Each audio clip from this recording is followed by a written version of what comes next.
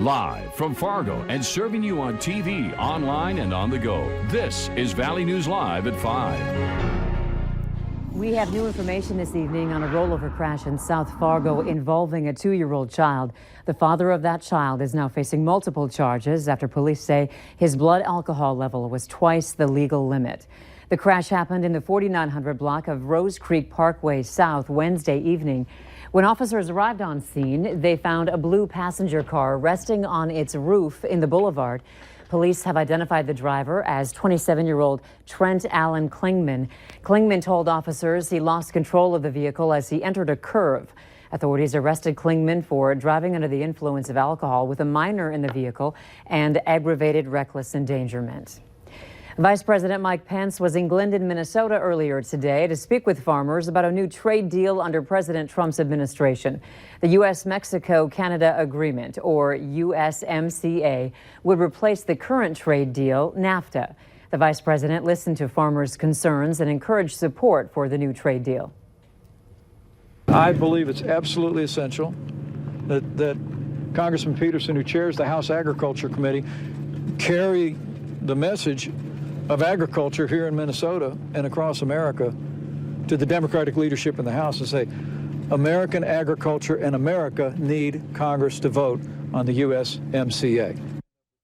Farmers attending the event tell Valley News Live they have taken a huge hit over the past years, ever since trade wars under the current administration started up. We'll have more on the vice president's visit tonight at 6 on Valley News Live. We've had a good breeze going today, but still pretty nice if you're spending time outside this evening. Let's find out what's in store tonight. Justin joins us now with your no-wait weather. Justin? And thank you, Andrea. Good evening, everybody. Temperatures are cool for this time of year. We should be into the upper 60s. Otherwise, we had a pretty nice day if you can stand the breezy conditions. Temperatures up and down the valley into the mid to upper 50s and outside the valley into the lower 50s. The wind is mainly from a northerly direction at 15 to 25 miles per hour, making it feel a little cooler, but we are seeing a lot of sunshine, especially across our North Dakota counties right now, with a few more passing clouds into Minnesota, but we are staying dry. We will see a clearing trend into this evening as mostly clear skies become clear, temperatures falling back into the 40s with a northerly wind. The wind will die down later tonight, but with the clear skies, it will be a pretty cool overnight. We'll tell you what to expect as we round out the work week and go through the weekend. That's coming up a little later on in the newscast. All right, sounds good. Thanks, Justin. Moorhead police are still investigating an incident that left one woman in the hospital with a stab wound. It happened Wednesday evening on the 2400 block of 4th Avenue North at a South Moorhead apartment complex. Police say 2 women were involved in a fight and one of them ended up getting stabbed with a knife. The woman who police believe started the fight was taken to the hospital for treatment, but there's no word yet on the extent of her injuries. An officer with the department tells us this was not a random attack and there's no threat to the public. The Minnesota Department of Natural Resources conservation officer who died after responding to a call on Cross Lake was not wearing a life jacket at the time of the accident. Officer Eugene Wynn was thrown from a boat on April 19th while responding to a call about a possible body spotted in the water. We now know both Officer Wynn and Pine County Sergeant Scott Grice were thrown overboard after Wynn made a sharp left turn and the boat corrected. 2 life jackets were in the boat at the time of the accident, but the officers were not wearing them. The kids need us. The kids are our future. They need us. Not all students in Minnesota are achieving the same success in school. The state says it still has work to do when it comes to closing that achievement gap, but it's not only up to the state. Valley News Team's education reporter Veronica Marshall explains how you can help too. Every day the kids are running up to me and hugging me. They see me at the grocery store. They run up to me and they give me hugs, or they're yelling across the aisles, "Mom, there's Mrs. Knutson." So it's rewarding in every aspect of my life. Shannon Knutson says working with kids is rewarding, and seeing them succeed is the most satisfying part of her job. A lot of that growth is thanks to her role as a tutor in AmeriCorps' Reading Corps program. They're going to succeed, that they're going to be able to make those kindergarten benchmarks, which then they're going to lead into first grade and all the way up through high school and to be college ready. We strive to make sure that all students are up to grade level and have the skills that they need to succeed in life. We only use strategies that we know and have been proven to work. A study found that pre-K students students enrolled in the program were more prepared for kindergarten than their peers. They also outperformed other students in basic reading skills, like recognizing letter sounds, rhyming sounds, and alliterations. And in a state with a large achievement gap like Minnesota, the program is even more valuable. 1 in 3 third grade students are struggling to read at grade level right now. We're working to really bridge that gap and really give all those students the skills that they need. But now it needs your help. Minnesota's Reading Corps program is looking for nearly 20 tutors in Moorhead alone and hundreds across the state. We do all of the training, so we don't need any specialized skills. It can be your neighbor, it can be a retiree, a recent college grad, a mom who's at home and now, or a dad, and now their kids are in school. So there's so many opportunities for everybody to be involved, and they all help the kids. And tutors say helping kids now not only impacts their present and their future, but yours as well. In Moorhead, Veronica Marshall, Valley News Live. Program leaders say becoming a tutor comes with perks like health insurance, childcare assistance, a living allowance, and an education award. For more information on how to apply, visit our website, valleynewslive.com.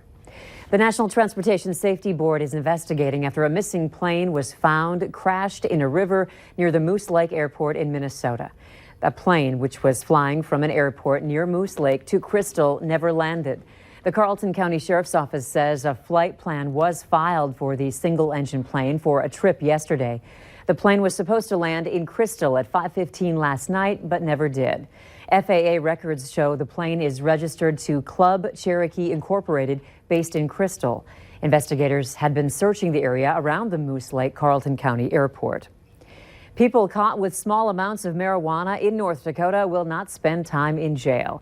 This comes after Governor Doug Burgum signed a bill into law. House Bill 1050 reclassifies possession of up to a half ounce of marijuana by adults 21 and older as an infraction punishable by no jail time and a maximum fine of $1,000. Previously, it was a misdemeanor punishable by up to 30 days in jail in addition to a fine. The bill also reclassifies penalties for possession offenses involving amounts greater than half an ounce. You have probably seen heaps of trash piling up along the side of the road, like used mattresses, old lumber, even electronics like TVs and microwaves. And while some of those items will disappear as cleanup crews make their rounds, some will not.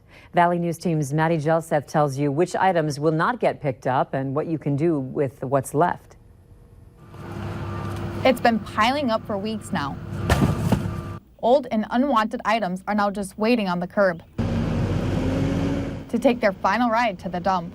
But not all of those items are getting a free ride. There's always an option all year round to get rid of bigger items. There's a charge for it when it's not cleanup week. Both Fargo and West Fargo say during cleanup week, their crews don't pick up electronics. Even though some residents say they thought everything was fair game to put on the curb. We just said it's cleanup week, so everything that we don't want, we put out there. So yeah, that's news to me. If you've missed electronic cleanup day, don't worry. The city says there's still a way to get rid of it. We actually have a crew that's going around and they tag those things with a sticker that tells them exactly where they have to bring it and that we can't accept that.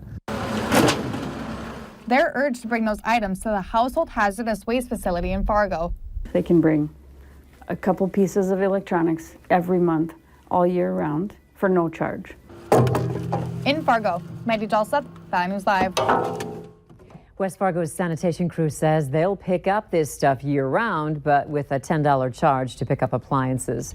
And with all the junk that's on the side of the curb, the sanitation manager with the city of West Fargo says his crews have seen it all, from deer heads to huge piles of wood. But that's not the craziest thing they've seen this year. We'll see a boat or a snowmobile, or this year I know that I've seen a couple of pianos. It's just the stuff people don't want. Clark says one man's junk or woman's junk is another person's treasure, and Cleanup Week is proof of that. It's a holiday for anglers across the state of Minnesota, and for some here in our neck of the woods, this weekend is the 2019 fishing opener. The DNR in Detroit Lakes is getting ready for the big event. They're reminding anglers to dress for the weather and be aware that water temperatures are cooler than normal. They add it's also not a bad idea to do some double checking before hitting the water. Really, they need to make sure that they do a little pre-planning and make sure they have the licenses they need and the registration on their boats and that everything works so that you're not flustered when you get to the access. Anglers should remember to check their boats for invasive species once they're out of the water. A lot of fans missed out on the great Minnesota Twins ticket deal yesterday, and unfortunately time has run out once again for a second deal. Those $5 tickets came with no processing fees, and they guarantee access to Target Field, but don't provide a seat. The deal was good through 10 o'clock tonight, but just minutes ago, they were sold out again. Altogether, fans purchased more than 30,000 tickets in less than 48 hours. President Trump wants